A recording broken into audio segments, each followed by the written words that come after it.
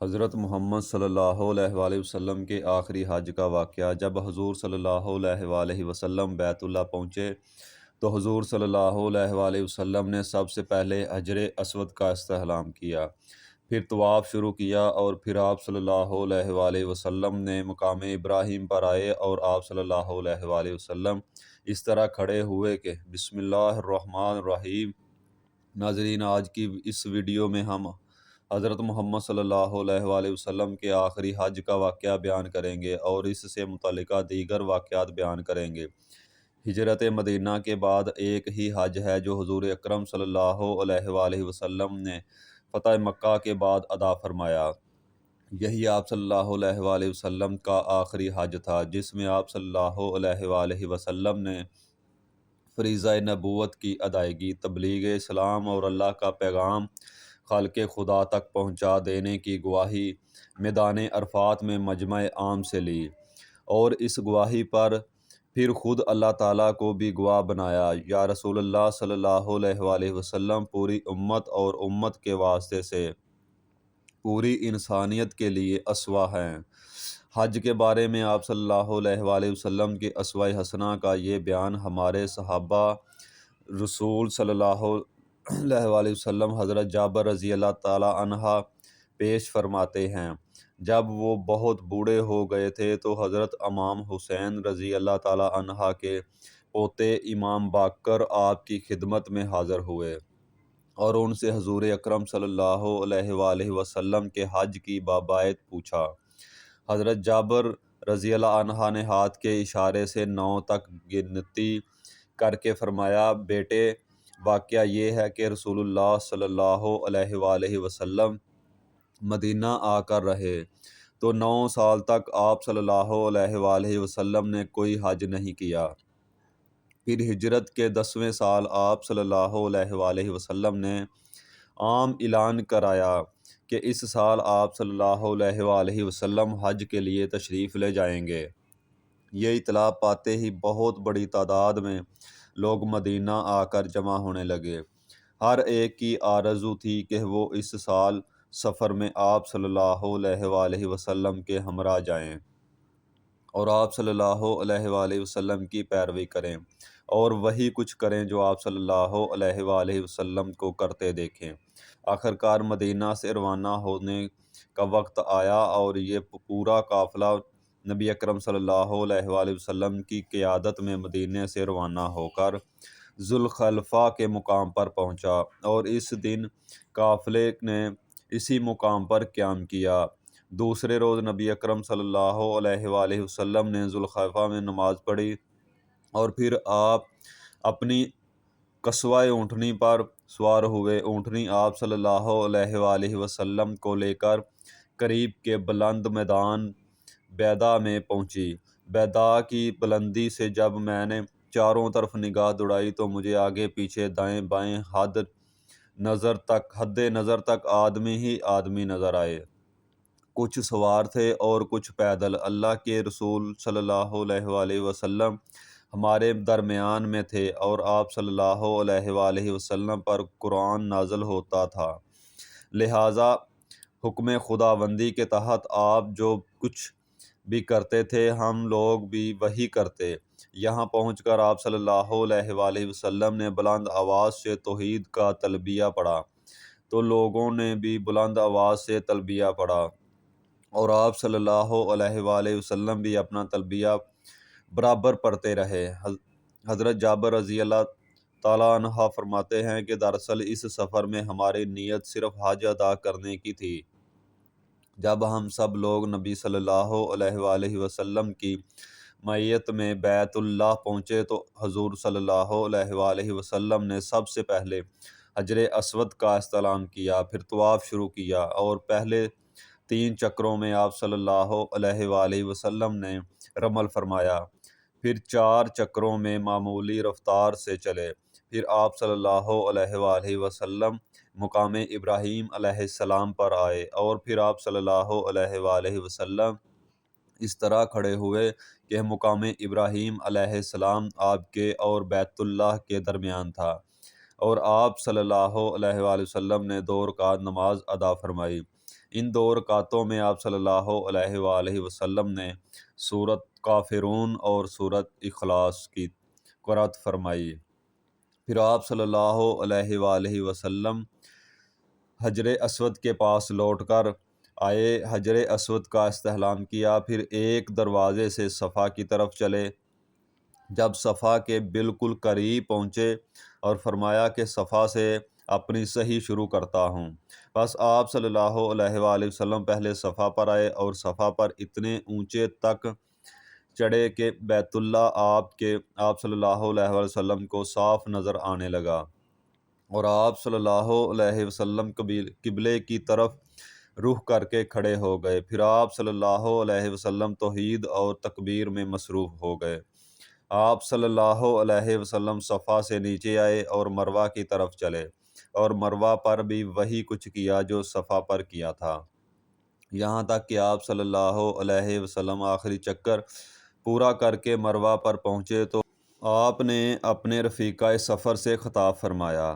آپ صلی اللہ علیہ وآلہ وسلم اوپر مروہ پر تھے اور ساتھی نیچے نشیب میں تھے۔ آپ صلی اللہ علیہ وآلہ وسلم نے فرمایا، اگر مجھے اس بات کا احساس ہو جاتا جس کا احساس بعد میں ہوا تو میں ہدی کا جانور ساتھ نہ لاتا، اور اس طواف میں صحیح کو عمرے کی صحیح طواف اقرار دے کر اس کو عمرہ بنا لیتا اور احرام کھول دیتا۔ البتہ تم میں سے جو لوگ ہدی کا جانور ساتھ نہ لائے ہو وہ اس طواف اور صحیح کو عمرے کا طواف قرار دے کر حلال ہو سکتے ہیں۔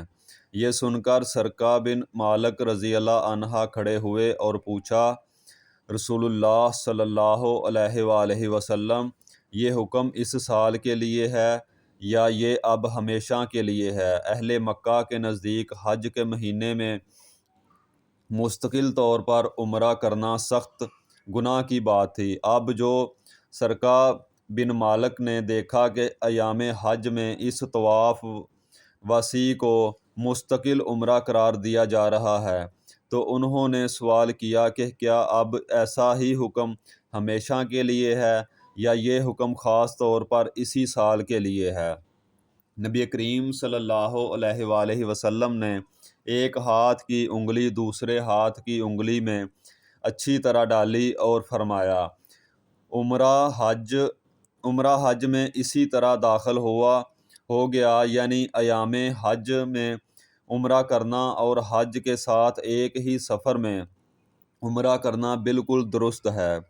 اس کو غلط سمجھنا اور گناہ قرار دینا سراسر غلط ہے، اور یہ حکم ہمیشہ ہمیشہ کے لیے ہے۔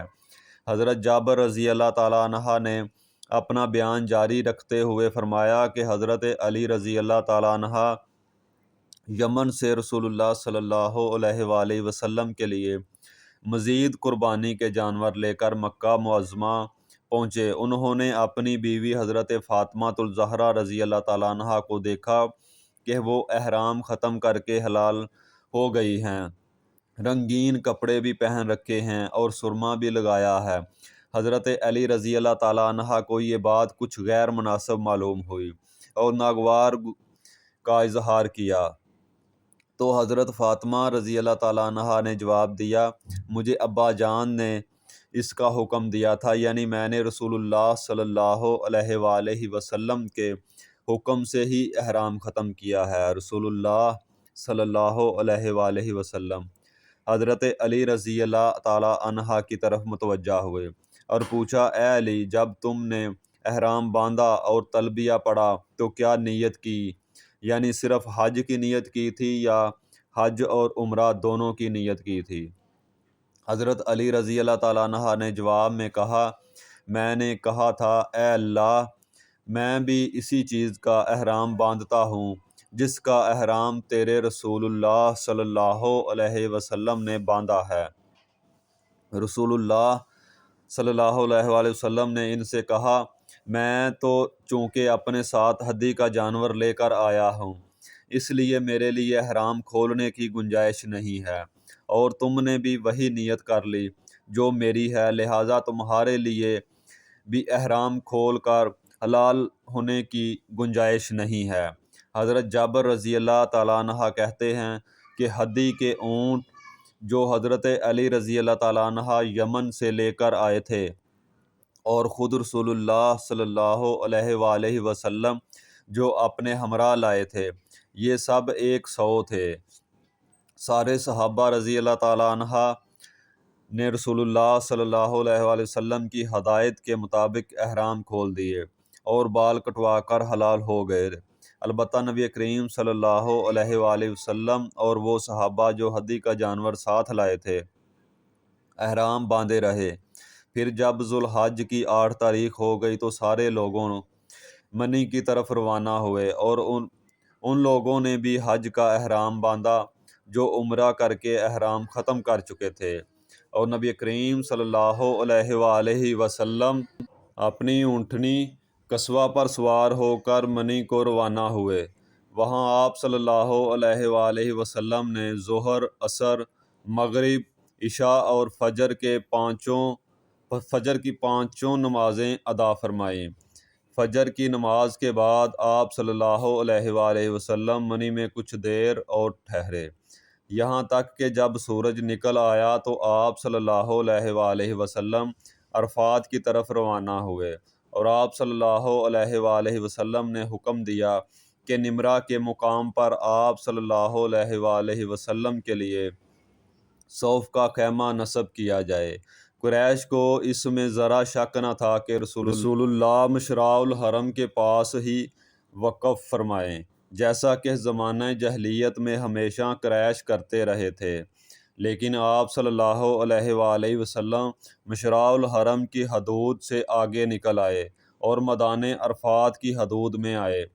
آپ صلی اللہ علیہ وآلہ وسلم نے حکم دیا تھا کہ نمرہ کے مقام پر آپ صلی اللہ علیہ وآلہ وسلم کے لیے خیمہ نصب کیا جائے، چنانچہ خیمہ نصب کر دیا گیا تھا اور آپ صلی اللہ علیہ وآلہ وسلم نے اسی خیمے میں قیام فرمایا تھا۔ پھر جب سورج ڈلنے لگا تو آپ صلی اللہ علیہ وآلہ وسلم نے حکم دیا کہ آپ صلی اللہ علیہ وآلہ وسلم کی اونٹنی قصوہ پر گجاوز کس دیا جائے، چنانچہ اونٹنی پر گجاوز کس دیا گیا۔ آپ صلی اللہ علیہ وآلہ وسلم اونٹنی پر سوار ہوئے اور وادی عرفہ کے نشیب میں پہنچے۔ وہاں آپ صلی اللہ علیہ وآلہ وسلم نے اونٹنی پر سوار ہو کر لوگوں سے خطاب کیا: لوگوں، نہ حق کسی کا خون بہانا اور ناروا طریقے پر کسی کا مال لینا تمہارے لیے حرام ہے، بالکل اسی طرح حرام ہے جس طرح آج کے دن اس مہینے اور اس شہر میں تمہارے لیے حرام ہے، اور تم حرام سمجھتے ہو۔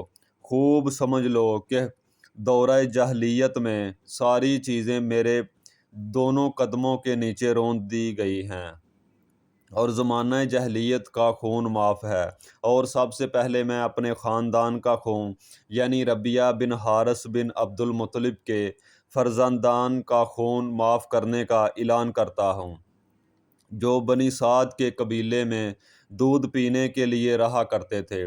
ان کو قبیلہ خزیل کے لوگوں نے قتل کر ڈالا تھا، اور دور جاہلیت کے سارے سودی مطالبے اب ختم ہو گئے، اور اس سلسلے میں بھی سب سے پہلے اپنے چچا عباس بن عبد المطلب کے سودی مطالبات کے ختم کرنے کا اعلان کرتا ہوں۔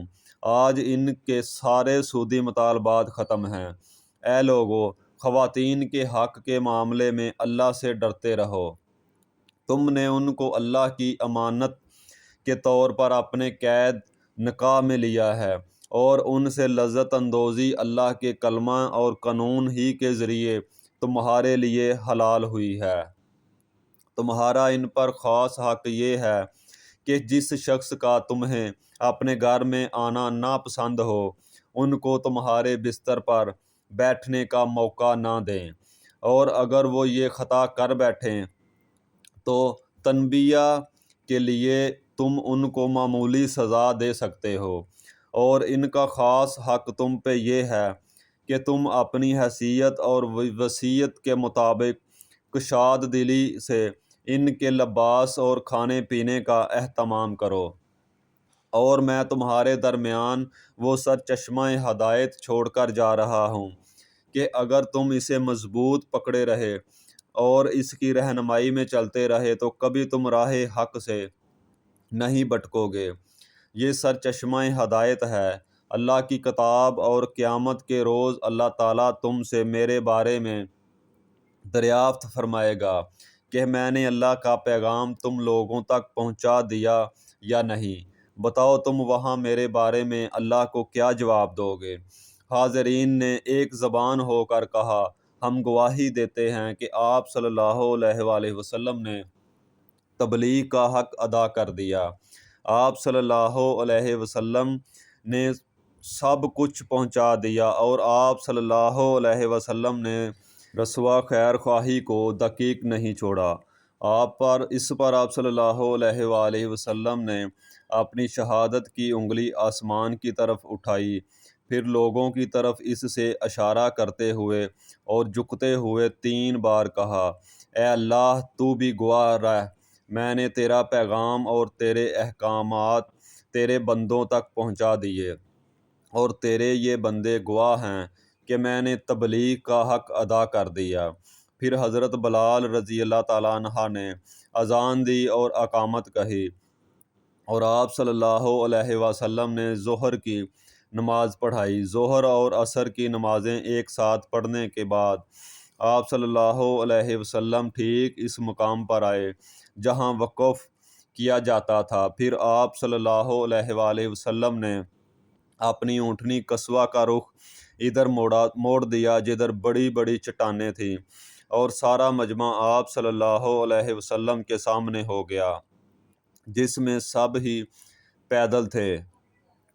آپ صلی اللہ علیہ وسلم قبلہ رخ ہو گئے، اور آپ صلی اللہ علیہ وسلم نے وہیں وقف فرمایا یہاں تک کہ آفتاب کے غروب کا وقت آ گیا، اور شام کی زردی بھی ختم ہو گئی، اور سورج بالکل غروب ہو گیا۔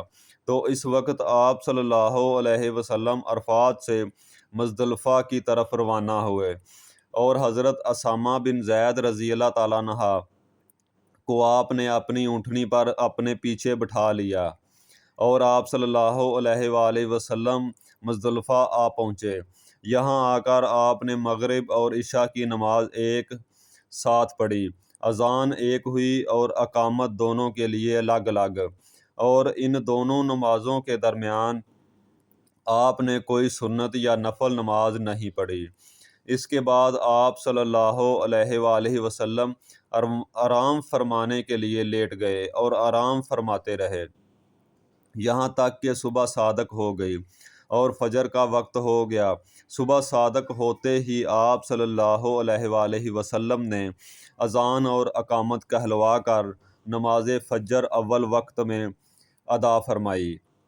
نماز فجر سے فارغ ہو کر آپ صلی اللہ علیہ وآلہ وسلم ماشارہ الحرم کے پاس تشریف لائے۔